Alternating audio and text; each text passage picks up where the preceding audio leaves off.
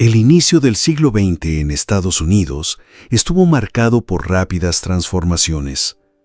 Las ciudades crecían, surgían nuevas tecnologías y la sociedad experimentaba cambios profundos.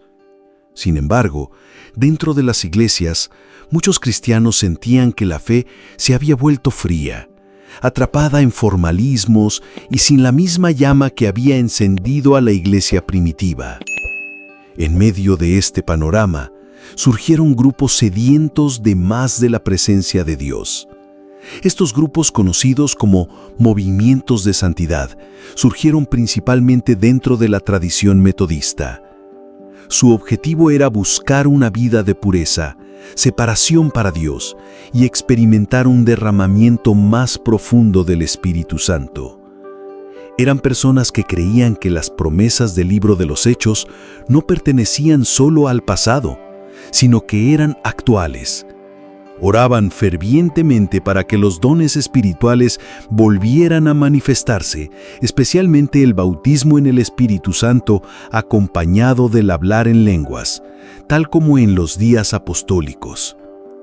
En este contexto surge William Joseph Seymour, un personaje improbable a los ojos del mundo, pero elegido por Dios para ser uno de los grandes líderes espirituales de la historia.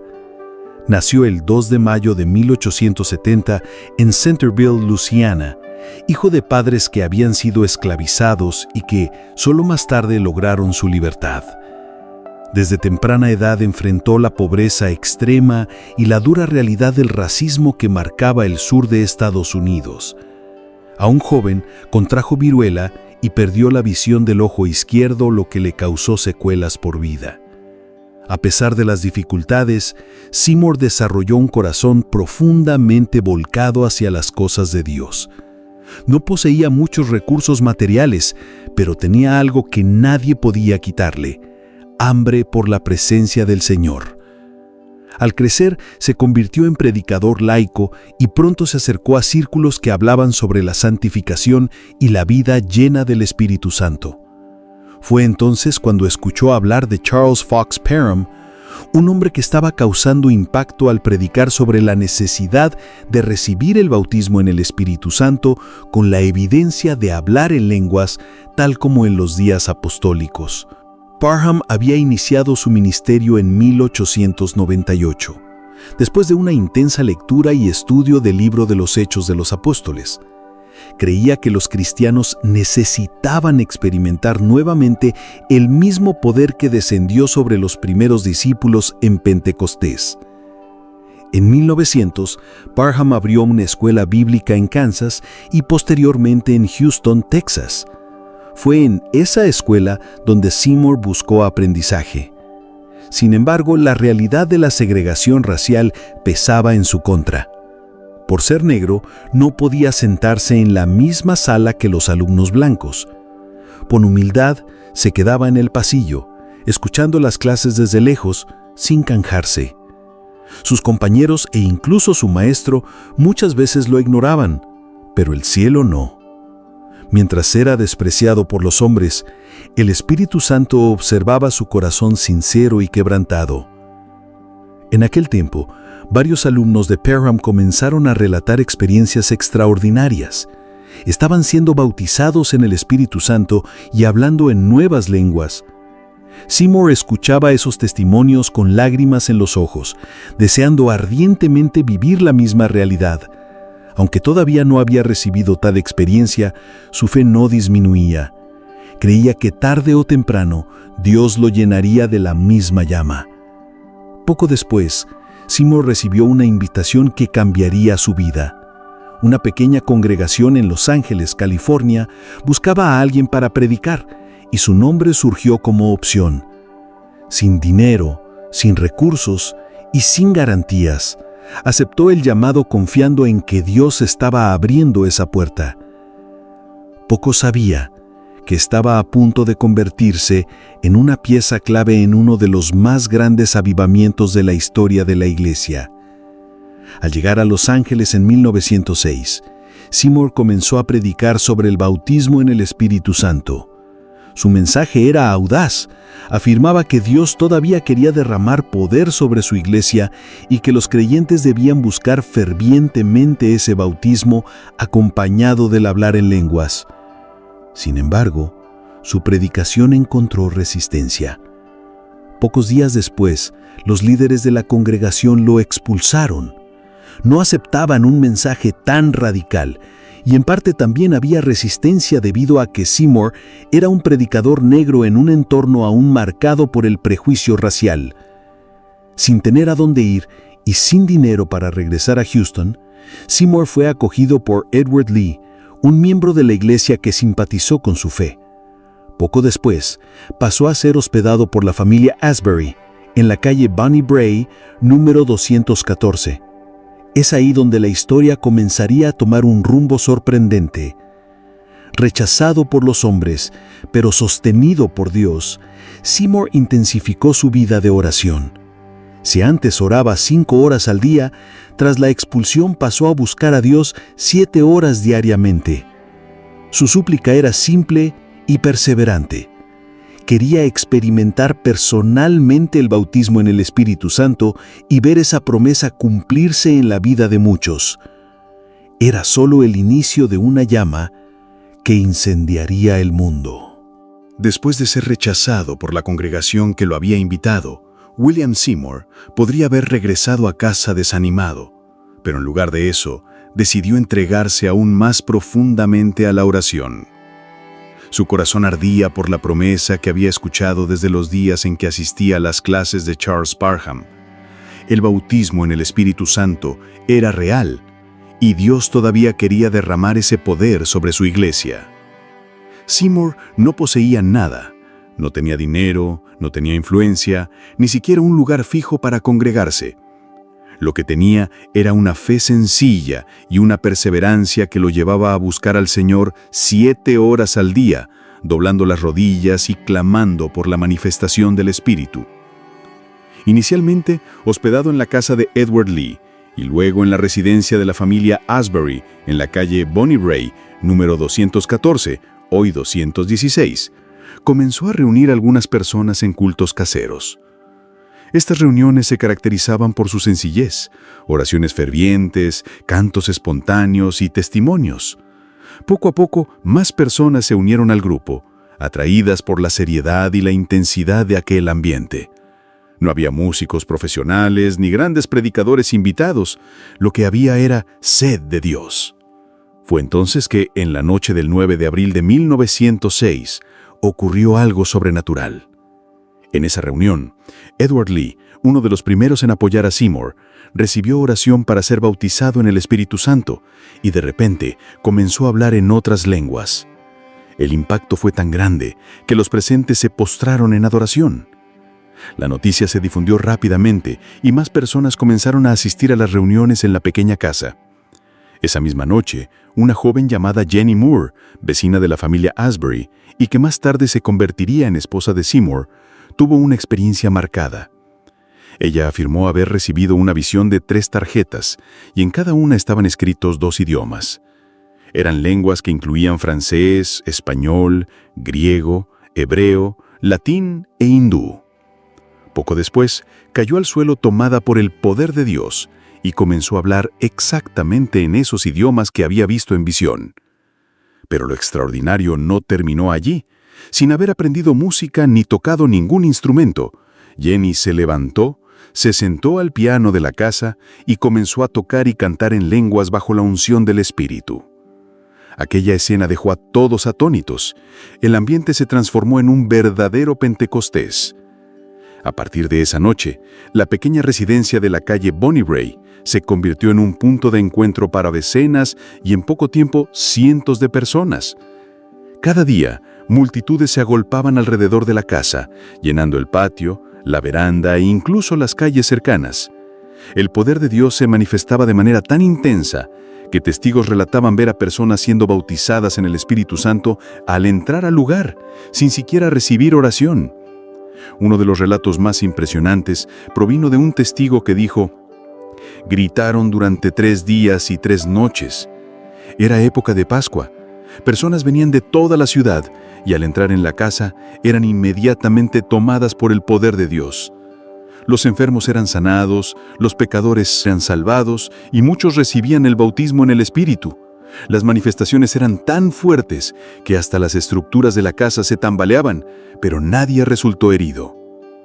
Poco después, el propio Seymour, que hasta entonces predicaba con fe, pero aún no había experimentado el bautismo en el Espíritu, también fue tomado por el poder de Dios, recibió el don de lenguas y confirmó, con lágrimas en los ojos, que las promesas que había escuchado en Parham se estaban cumpliendo ante sus propios ojos.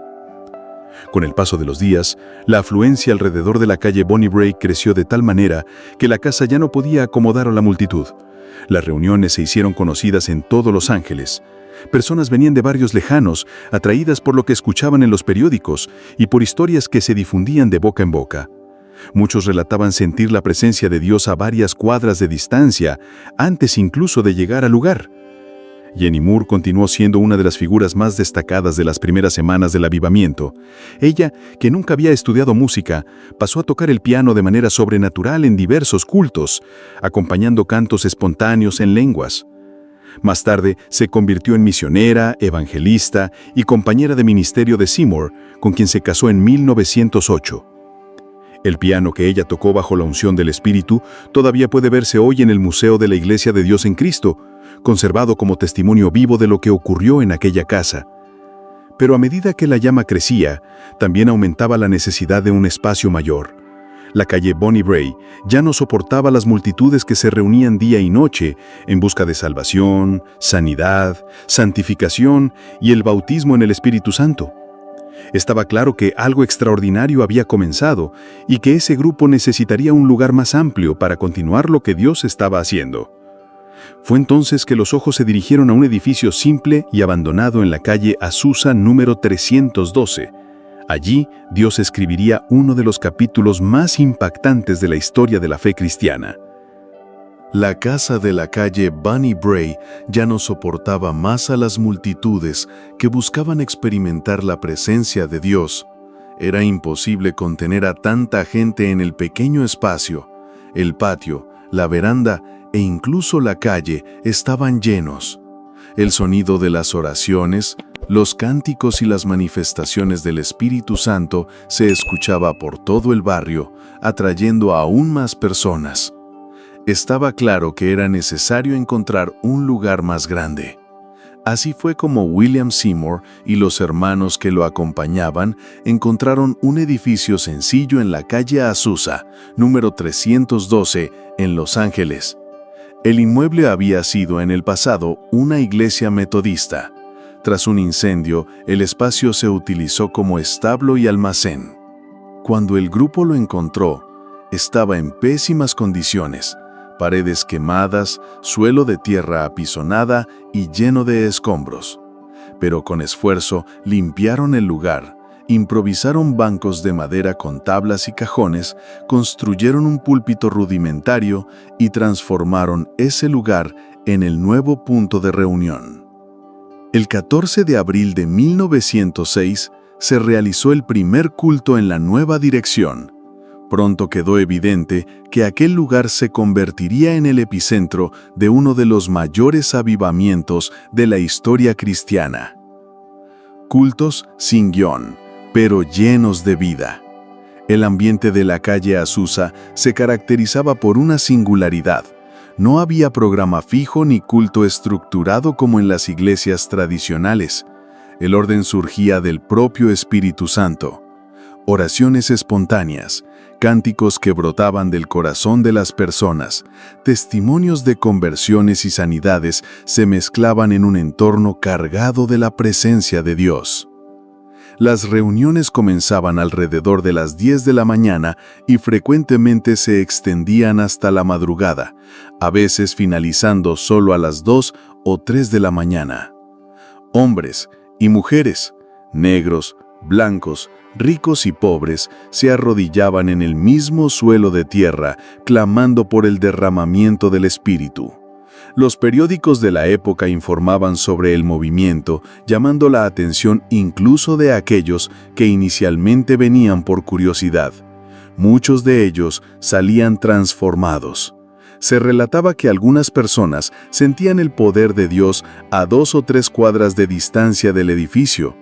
Algunos caían de rodillas en medio de la calle, quebrantados, antes incluso de entrar. El terremoto y el fuego que se extendía. Pocos días después del inicio de las reuniones en Azusa, el 18 de abril de 1906, un terrible terremoto devastó la ciudad vecina de San Francisco. El desastre mató a miles de personas y dejó a la región en desesperación. En medio de esta tragedia, muchos interpretaron los eventos en Azusa como una señal de Dios. El interés por el avivamiento aumentó aún más y multitudes comenzaron a desplazarse hasta Los Ángeles en busca de consuelo espiritual y respuestas para sus corazones afligidos. En cada culto surgían nuevos testimonios. Sanidades sobrenaturales ocurrían ante los ojos de todos. Miembros defectuosos eran restaurados, enfermedades incurables desaparecían y aún una pared de la misión quedó cubierta de muletas y aparatos ortopédicos abandonados por aquellos que habían sido sanados. Los cultos eran intensos, filas de sillas debían retirarse para dar espacio a los que buscaban en el altar. Hombres y mujeres pasaban horas de rodillas clamando. El hablar en lengua se extendía, acompañado de interpretaciones y profecías. Muchos relataban ver manifestaciones visibles de la gloria de Dios, como una especie de niebla o nube que llenaba el lugar. Misión para el mundo. El avivamiento pronto superó los límites de Los Ángeles. Personas llegaban de otros estados, asistían a los cultos y regresaban a sus ciudades llevando la llama encendida. Misioneros de países lejanos también escucharon sobre el movimiento y viajaron hasta Azusa para ver con sus propios ojos. Luego llevaban el mensaje y la experiencia pentecostal a otras naciones. En solo 2 años, el movimiento ya había alcanzado 50 países y estaba presente en prácticamente todas las ciudades estadounidenses con más de 3.000 habitantes.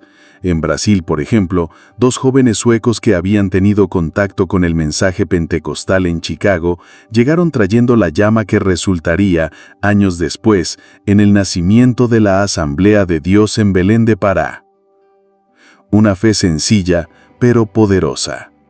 El corazón del movimiento no estaba en estructuras grandiosas ni en líderes famosos, sino en principios espirituales claros que Seymour y los demás enfatizaban. La salvación por fe en Jesucristo, la santificación. I don't blame you for living this wish had been enough for you to stay.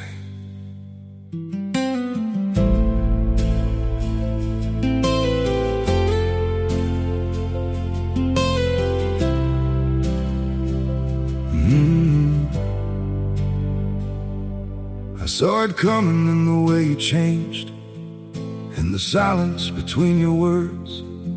Every I'm fine felt heavier than truth, like something breaking, unheard. I tried to fix what I didn't understand, held on tighter as you slipped away. But love can't grow where it's already gone. I don't blame you for living this wish had been enough for you to stay.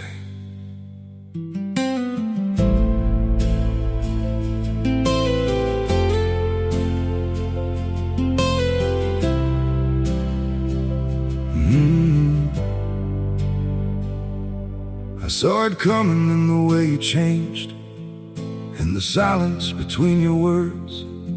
Every I'm fine felt heavier than truth, like something breaking, unheard. I tried to fix what I didn't understand, held on tighter as you slipped away. But love can't grow where it's already gone. I don't blame you for living this wish had been enough for you to stay.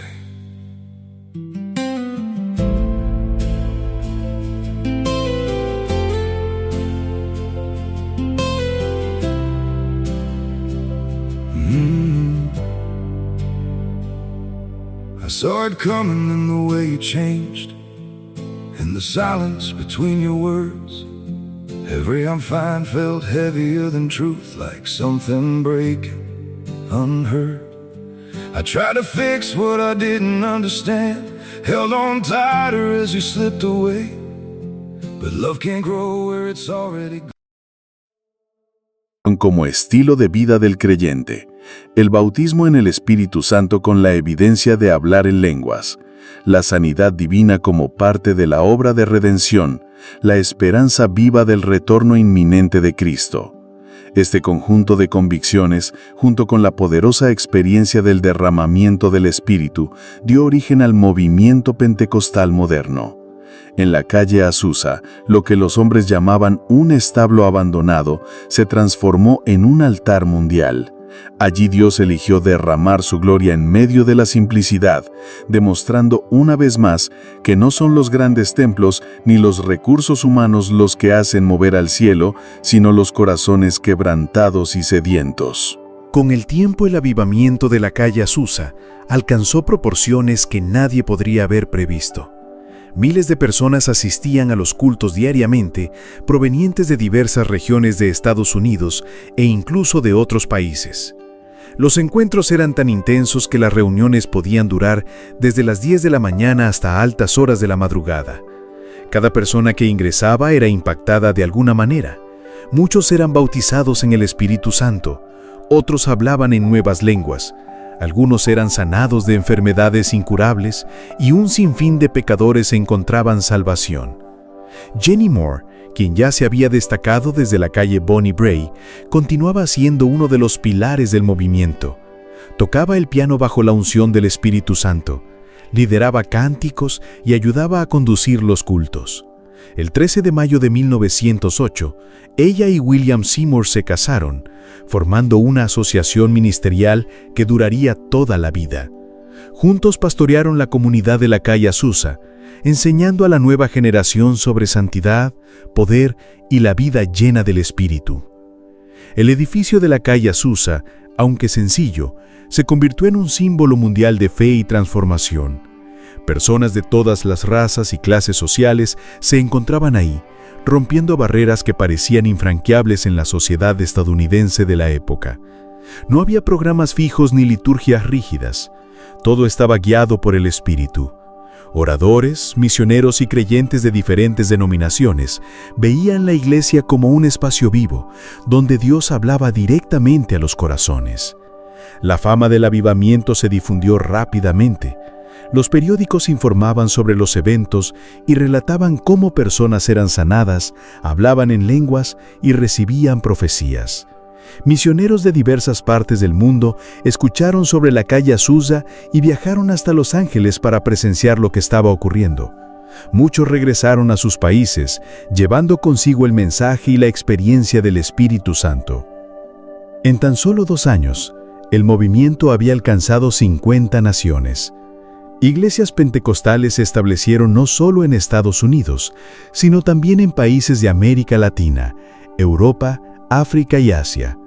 Los principios básicos enseñados por Seymour y sus compañeros, salvación, santificación, bautismo en el Espíritu con evidencia de lenguas, sanidad divina y expectativa del retorno de Cristo, se difundieron por el mundo formando la base de lo que hoy conocemos como pentecostalismo. El avivamiento de la calle Azusa no duró para siempre. Alrededor de 1913, la atención de los medios disminuyó y muchas de las multitudes desaparecieron. Sin embargo, la llama que se había encendido no se apagó. William Seymour y Jenny Moore permanecieron en el ministerio ayudando a establecer pequeños avivamientos e iglesias en otras regiones. Seymour falleció el 28 de septiembre de 1922, dejando un legado de fe, coraje y perseverancia. Jenny lideró la iglesia hasta 1931, cuando la congregación perdió el edificio debido a dificultades financieras. El lugar fue demolido y años después dio lugar al Centro Cultural y Comunitario Nipo-Americano de Los Ángeles. A pesar de la pérdida física del edificio, el impacto espiritual de la calle Azusa permanece hasta hoy. Se estima que más de 600 millones de cristianos evangélicos en el mundo son miembros de iglesias directamente influenciadas por el avivamiento que comenzó en ese humilde espacio. El movimiento pentecostal moderno, con sus señales, milagros, bautismo en el Espíritu y misiones globales, nació ahí. La historia de la calle Azusa nos recuerda que Dios frecuentemente elige a los improbables. Él no depende de estructuras grandiosas, riquezas o estatus social. Elige corazones humildes, quebrantados y sedientos. Un hombre negro con un ojo ciego, una joven que nunca había tocado el piano y un edificio en ruinas se convirtieron en instrumentos del cielo. Lo que comenzó como pequeñas reuniones de oración transformó el mundo, mostrando que cuando Dios se mueve, no hay límites para la expansión de su reino. Hoy, la calle Azusa es símbolo de que un avivamiento verdadero no se trata de lugares ni de personas, sino de la presencia de Dios derramándose sobre aquellos que lo buscan con fe y sinceridad. Es un recordatorio vivo de que, aún en las circunstancias más humildes, Dios puede iniciar un movimiento capaz de cambiar la historia del mundo.